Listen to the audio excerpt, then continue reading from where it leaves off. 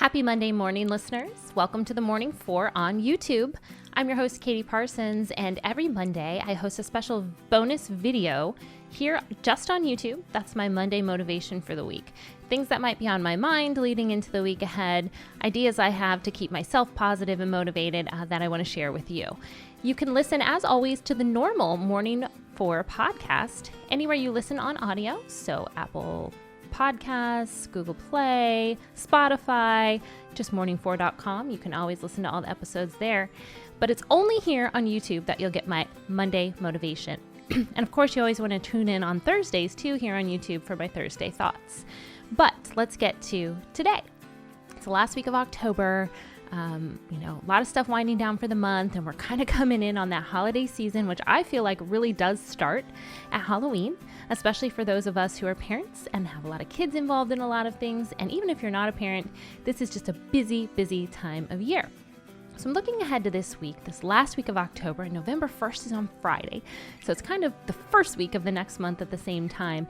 And I'm looking ahead at how I can get in the positive mindset to embrace the busyness, to embrace all the things that I need to do, right? Instead of I need to do these things that I am lucky to be able to do. And one of the ways I've really been trying to get more perspective in my life for the past year or so is by using a gratitude journal.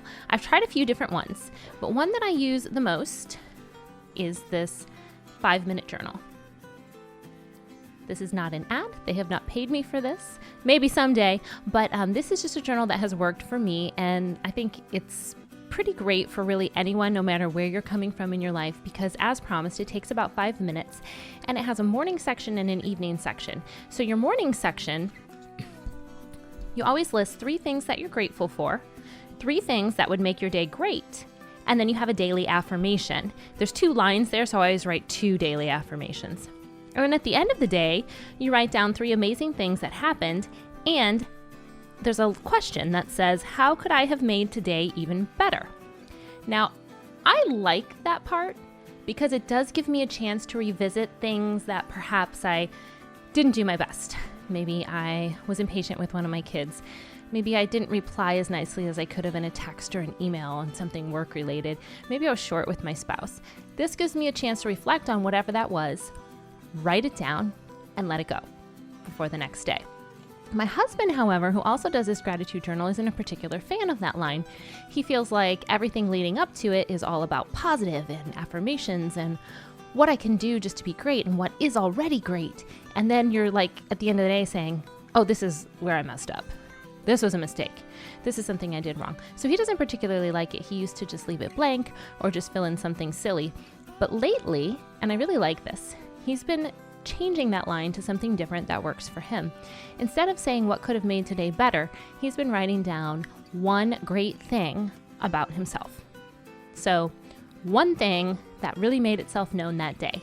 Maybe it was work related, maybe it was family related, maybe it's just big picture stuff.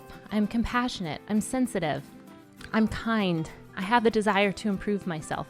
Whatever it is, he's been putting that there. And I think that's really cool. He got the idea from another podcast that we actually produce here at our house called the Mojo. I guess that is an ad since it's my podcast and I'm promoting it, championsmojo.com. But we produce it for hosts Kelly Pallas and Maria Parker. And one of their guests, Mark Bernardino, that is something he does every day. He's a really fantastic swim coach, has sent several people to the Olympics. And his advice is at the end of the day, he writes down 1 great thing about himself. And it just keeps him motivated to keep moving forward. So that is my motivation for you this week. I'm going to do it.